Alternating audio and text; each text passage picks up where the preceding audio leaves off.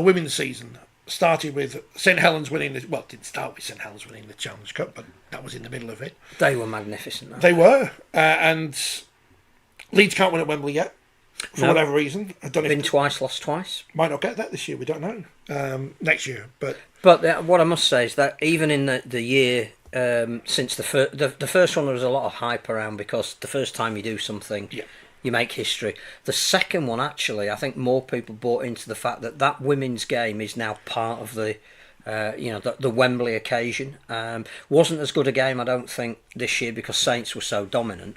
But I think more people were there. I think more people appreciated the fact that it's a really important part of a women's calendar.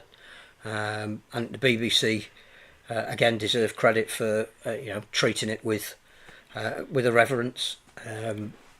And yeah, we'll argue until the cows come home about the best order of ceremonies at Wembley. But I thought that women's game was elevated this year in terms of the awareness around it. Said it before on the programme, but because she's so consistently good every week, I don't think we know how good Jodie Cunningham is because she is that good every week. Well, I can't wait to see her play against the Gillaroos because that is the test. We missed playing against them in the last World Cup. The game in Australia, the NRLW, is we can chart it exponentially going skyrocketing, and we don't know how good our players are compared to their players because they haven't played each other, and you suspect in terms of preparation, fitness and payment, clearly you would expect the Gillaroos to win, but I want to see how good Jodie Cunningham is compared to the Gillaroo forwards, and I suspect that for at least 60 or 70 minutes she will match them. And obviously the likes of Georgia Rocha aren't looking out of their depth, are they? Not they're at all. Playing every week, and Holly Mae Dodd and whatever, and soon to be joined by Paige Travis, who's off to Parramatta apparently. Oh, is that an exclusive? Whatever, Parramatta announced it, and not the only person who's linked with or come under the radar of the NRL clubs. As you wouldn't expect them to be looking because they're looking everywhere for talent. And I'm looking forward to that game because we know that the English girls are in camp over the December-January period. Because of the collective bargaining agreement in Australia, the Aussies have time off, a certain amount of time off. Good job we don't pay them in it, so we can just do whatever we want with them. That levels the field a little bit. They're all making podcasts and stuff. But again, I just think that's going to be a great spectacle for Las Vegas, which Matty Ashton at the Grand Prix this week. So it's a Matty Ashton, then he's not going, is he? Have they officially announced him at Salford? Oldham. Yeah. But he's got a farewell testimonial dinner at Wakefield. Is it this week or possibly next week? So Saints won the Challenge Cup final. And were fine value for it. Paige Travis winked at the camera, that was good. Call me Cocker, I have to keep bringing this up all the time. It's great interaction. Here I'm in the tunnel at Wembley. Mixed zones are weird things, aren't they? Because you grab people and say, not grab them, but you want to speak to me. Faye Gaskin's retired, or has she retired? We don't know. But so Saints will be in a little bit of transition next year. Leeds, we know, will be.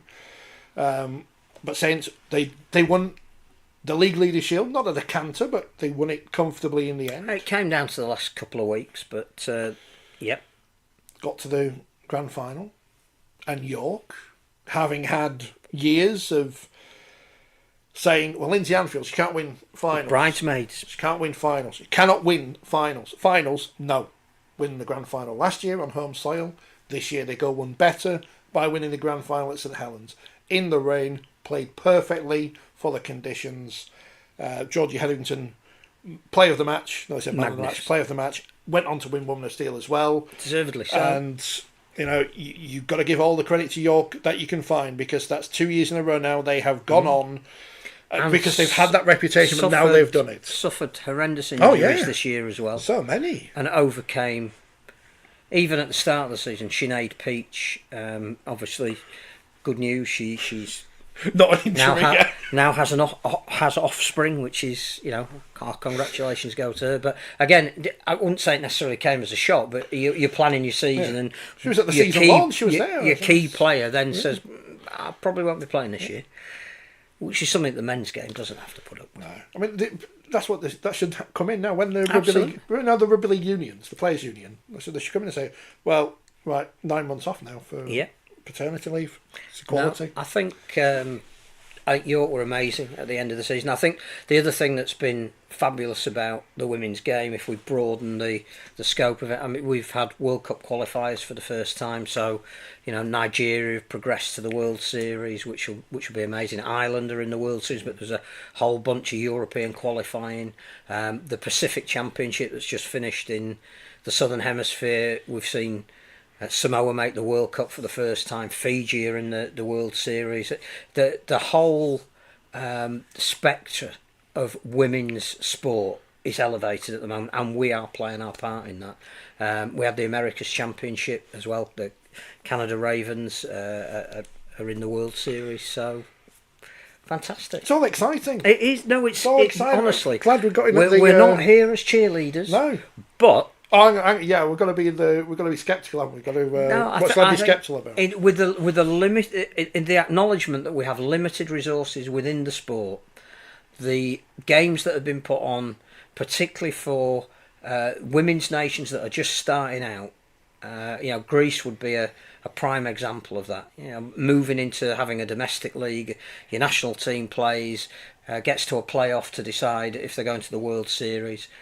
Netherlands were great when they played. These are all opportunities that didn't exist probably even 12 months ago, and it's fantastic. And the most exciting thing is, we spent a lot of time there talking about the likes of Jodie Cunningham or whatever, but Wigan are having a resurgence again. Super League champions in 2018 because we were there, and now they're on the way back. And you would think, well, Leeds are possibly going to struggle this year, but they could be the ones who are challenging York. You don't know. I think are also changing as well. The quickest improvement came in Wigan last year, and Dennis Betts was phlegmatic enough to say, yeah, we finished fourth last year, we finished fourth this year, but they looked a different team finishing fourth this year, and the improvement they showed in their resilience and performance, you wouldn't back against them being the big improvers again in 2025, and that could take them to a final. What do you like seeing? Exciting young players just turn up and go, here we are, and Wigan are full of those. And all the teams are full of them, but Wigan, as we mentioned with Izzy Rowe last week,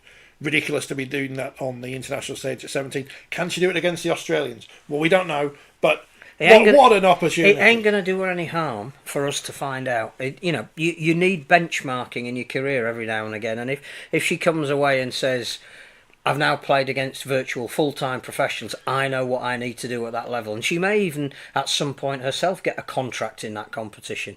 It'll be an amazing opportunity. I know there's a slight difference between playing international rugby league and being on national radio, but if I didn't make my national radio debut until I was 33,